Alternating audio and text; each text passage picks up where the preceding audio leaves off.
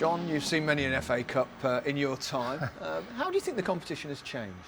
Well, I think it's had to realign itself in the football calendar in some ways, Gary. I think it's changed because it now has to be careful not to live in the shadow of the Premier League, the Champions League, all the other competitions that have come up since the FA Cup was almost on its own. I mean, 1872, the start, the only live match when I started in a season, and it had the field to itself. Then I think it went through a fallow period, if I'm honest, where perhaps other competitions had overtaken it. Cup final day didn't quite seem what it was. But now I think, particularly the last 2 or 3 years, it's almost gone back to its roots, which basically are the perception that in the FA Cup, and perhaps only in the FA Cup, you get this amazing giant-killing possibility and sometimes actuality, as we've seen this season, of a little team that might never hit the headlines again, suddenly disposing of one of the so-called giants. And I think that bit of magic, I think it's always had that, but I think it's just come back to the fore a little bit in that direction this season. And I think where it's also changed, of course, is it's got to kind of accept now that, all right, the third round will always be the first week in January, but somehow or other replays have had to be delayed for other reasons. They've been abolished, of course, for a long time now in the semi-final and final, and I think maybe that's the way it's got to go. But I still think it's the best knockout competition in the world. It played an important part in your emergence as a commentator, didn't it, John? Well, yes, it did, and in fact, but for that Ronnie Radford goal, I might not be standing here with you today, Do you Gary. really think I that? really believe that. Yeah. I mean, my career was in the balance, if you like. I'd been put on trial for a year in television from radio, and nobody was quite sure about me, and I was sent down to Hereford. People forget this because it was a replay, third round replay, played on fourth round day. It had been postponed so many times, and I think the editor thought, oh well, Hereford 0, Newcastle 2, a couple of minutes at the end of the programme, and of course it seemed to be going that way when McDonald scored, and then Ronnie hit this impossible shot, if you like, the one that we always show. It wasn't that mud. And he hit it, you know, sweetly into the top corner, and then a guy who I knew very well, Ricky George, got the winning goal. And of course I was suddenly propelled, or my match was propelled to the top of the show. And I think they thought, oh, maybe this young guy can handle a big game. And from then on, I was able to move forward. Did you realise that at the time? You know, No. when that ball struck the top corner, did you think to yourself, that's a big moment, not for him, but for me? No, it didn't occur to me on the day. I went back to Billy Meadows, the centre forward. We went back to his house for fish and chips, and his wife... Doesn't happen now, does it? No, we were all talking about Don McLean and American Pie, which was the top of the hit parade the day that they won it. It didn't hit me, and it didn't hit me for a year or two. No. Well, it didn't hit me until I realised that the Radford goal was so iconic. Yeah. And people come up to me, I mean, lots of people come up to me and say, oh, I was there that day. Well, I'm not sure they all were, but everybody remembers Ronnie Radford. And It's one of the greatest goals of all time, really, wasn't it? Well, I think it had to be, wouldn't it? Under those circumstances, those conditions. Yes, of course, yeah. So those heavy balls. So it was a huge turning point for me. Yeah, it was. And overall, you've commentated many times at Wembley, the old Wembley in particular, the old Wembley, of course. yeah. What were your favourite memories, John? Well, I think Ricky Villa in 1981 in the replay, because it was... Great bit of commentary, Motson. Thank you. The first replay ever on a Thursday night here, and obviously there'd been a draw on the Saturday, and Ricky had been taken off and substituted, and then when he went past the whole team, including Garth Crooks, it was a great moment for Wembley and for the FA Cup, because he again became symptomatic with that particular final. I guess the other ones would be Wimbledon-Liverpool, because of the absolutely unexpected nature of what happened, and Lawrie Sanchez's goal and Dave Besant's penalty save, they come back readily to mind. The Culture Club and the Crazy Gang line that you delivered at the end, had you planned that before? No, I hadn't. The one I have to admit planning was my first ever final, when Martin Buchan went up to get the cup for Manchester United, and I'd learned in the week that there were 39 steps up to the Royal Box. I did have that line in my mind. But no, the Crazy Gang and the Culture Club, I don't know where that came from. Really? Because you wouldn't have expected Wimbledon to have won. No. But that's how it turned out. And that's a line. It's funny, isn't it? I mean, commentary lines. Certain things, for whatever reason, are remembered. Yeah, they are. Well, and some good and some not so good in my case. But yes, I mean, a lot of people do come up with that when I'm talking about the FA Cup. But I think with Wembley, it was such a one-off game every year that you couldn't really go with any preconceived ideas about it. You know, that there were cup finals that I remember that were really poor, like '79 when they called it the 4-minute final, when Arsenal and Man United played, and nothing much happened until Arsenal came back to win 3-2 after, you know, leading 2-0 and then going 2-2. I mean, they're extraordinary games, and they're also. I mean, you commentated over how many finals? Do you know? I think it was 29. Correct. But as Glenn Hoddle once said to me, you do count the replays, so it was 34. Okay, it was 34. On those, there was occasions when you missed out. When you weren't in the final. 2. Did that hurt? At the time, a little bit. Well, I lost the World Cup final first, so I was pretty well primed for disappointment at that time. Yes, Barry Davies deservedly got those 2. He'd worked for a long time to get it, and I'd been very lucky. Then I managed to get back. Funnily enough, the final I came back with was one I remember, '97, because Di Matteo scored in, 42 seconds, and the fastest ever Wembley goal then, since surpassed, of course, by Louis Saha. But never mind, that was a memorable time. And the other thing I think about that helped to revive the FA Cup in a very perverse way was when the new Wembley was being built and they couldn't play here. Everybody thought, oh, the FA Cup's never going to be the same. I don't know what you thought, because you were there. I just felt those 6 years at Cardiff were really enjoyable. There were some great finals there. Great finals. Yeah. It was a lovely stadium to work in. I mean, I remember thinking, crikey, the commentary position here is better than Wembley. Well, it was then.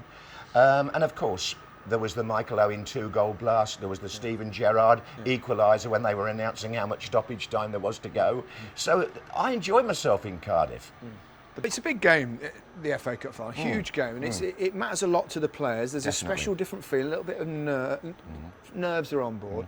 How was it for you? Was it different for you as well? Was it a more nerve-wracking occasion? Very much early on, when I first got it, I was really worried, because I thought, if I make a mistake here, is that the biggest fear? Getting someone's name on who scores a goal? I think yes. It's saying something that you think, oh goodness me, that's always going to be on tape, and people are always going to say, oh, we didn't get that one right. You know, that did worry me an awful lot. But strangely enough, as the years went by, I got more confident with it, and you know, in the end, I started looking forward to it, which first off I wasn't. So. You know, it does get to you. There's no doubt about it. I mean, it is still, I think, in the psyche of the English game, it's still a very special day. I know we don't start quite so early as we used to, and we don't go to the hotels and get on the coaches and all that stuff. But I still think people think of it, oh, it's cup final day. What have you ever made a real faux pas in an FA Cup final? I had a bad moment. Well, no, it wasn't a bad moment, because I'm going to mention Jimmy Hill again here.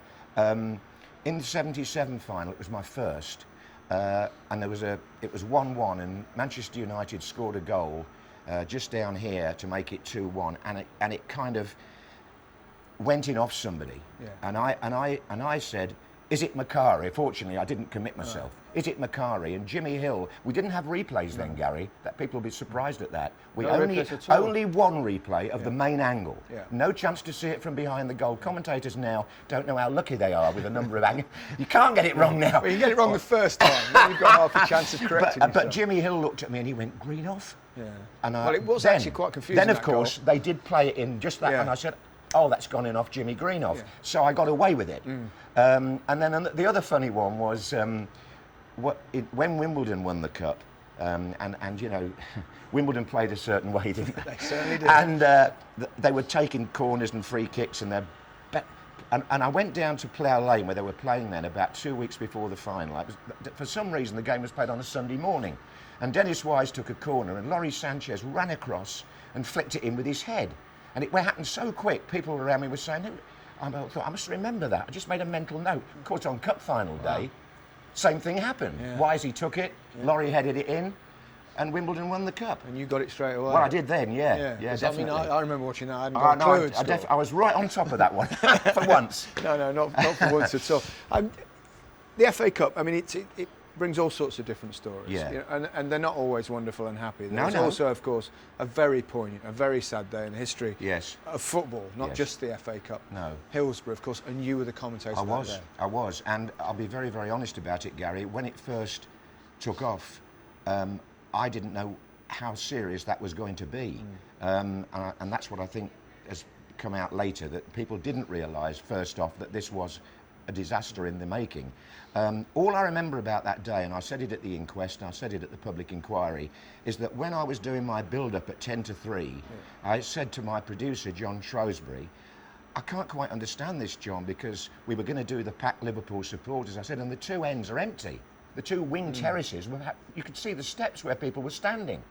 And of course, we all know why, because they'd been sucked into the central tunnel where the deaths occurred. At what sort of stage did you start to think something's really amiss? Well, when I saw the Nottingham Forest supporters tearing down the advertising boards and using them as emergency stretchers, there was a policeman on the pitch giving a person the kiss of life. It gradually unfolded. Even when we went downstairs, because I'd been doing grandstand clips all afternoon. The game wasn't live? No, semi-finals. Because you think that now, because people might get confused. What's a very good point about that is, that was the last year they weren't live. Because the following year, and you've done a little bit of this recently, 1990, there were those two amazing games, Crystal Palace, Liverpool and Oldham, with all those goals. Yeah. The FA, in fact, gave permission for the semi-finals to go live because of what happened at Hillsborough. And, well, it was a dreadful day. And even when we went downstairs afterwards and the FA were there and the police and everybody, it wasn't made clear then how many people had perished. And in fact, I only found out when I was driving home in the evening, because there was no more we could do. It was only then that I heard the figure 95, which it was then, and one other person died later. And for you, is it something that lives with you? Is it an experience like that? A little bit. Well, of course it lives with me, because a friend of mine, his son was killed and he was crushed and lived for a little bit longer, fortunately, so I did have a personal interest in what happened. The only thing I'd say about it, Gary, and people always say when football got itself back on its feet after the hooliganism years and everything, it was Hillsborough that changed everything. I think it was the Lord Justice Taylor report that changed things, because families went back to football, and now, of course, it's like the theatre. You know, they take their seats 5 minutes before the game. But it wasn't like that then, and those terraces were, they'd been a potential crisis point for some time before that happened.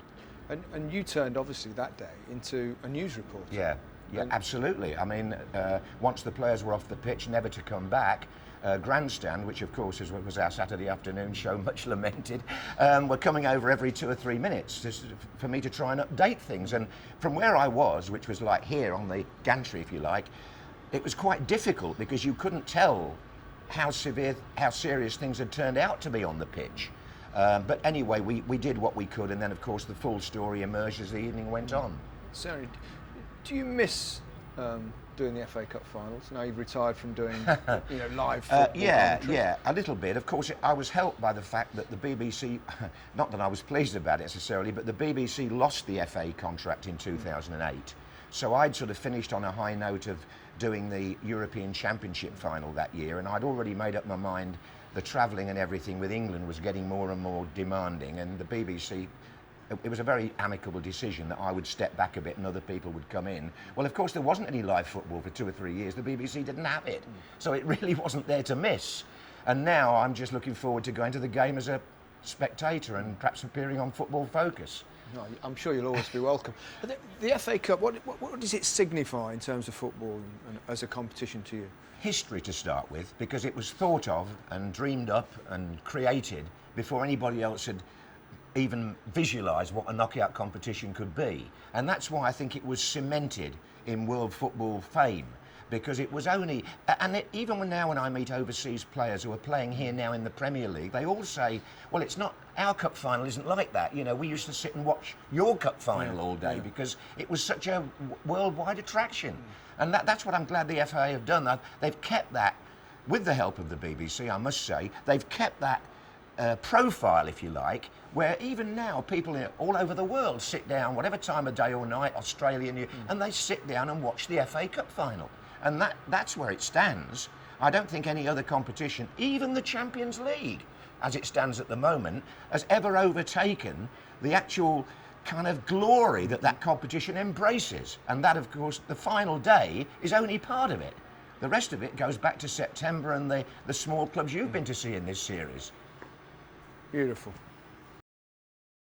My first cup final was certainly not as a player. It was a spectator when I was, let me work this out, about 8 years old. And It was Leicester's 4th FA Cup final. They'd lost the previous 3. And they were playing Manchester City in 1969, which, do the maths, gives my age away.